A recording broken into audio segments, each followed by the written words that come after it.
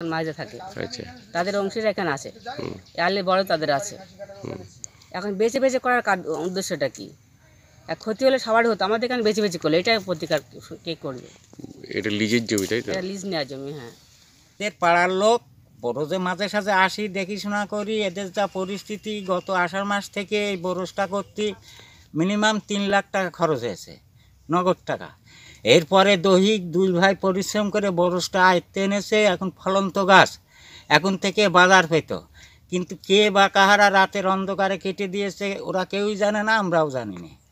এরপরে এখন নতুন করে এই বরজ করতে হলে আবার 3 লাখ টাকা এরা কোথায় পাবে? এরা এত গরিব মানুষ, এদের এখন গলায় দড়ি নেওয়া ছাড়া উপায় নেই, আত্মহত্যা করতে হবে। আপনার নাম? আমার নাম হরেন্দ্রনাথ পোদ্দার। এই যা ক্ষতি হয়েছে, এই কতদিন যে পূরণ হবে আমরা ভাবতে পারছি না। আমাদের গলায় দড়ি দেওয়া থাকার উপায় নেই। 3 লাখ টাকা খরচ করে বরজটা খাড়া করেছিলাম, আবার আমাদের এই 3 লাখ টাকা জোগাড় করে আবার আমাকে নতুন করে চেষ্টা করতে হবে।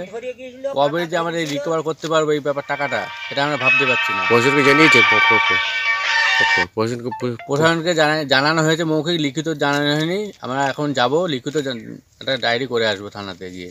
প্রশাসন যেটা করবে সেটা আমরা মেনে নেবো। কী করবো? কি নাম আপনার? আমার নাম রামপ্রসাদ।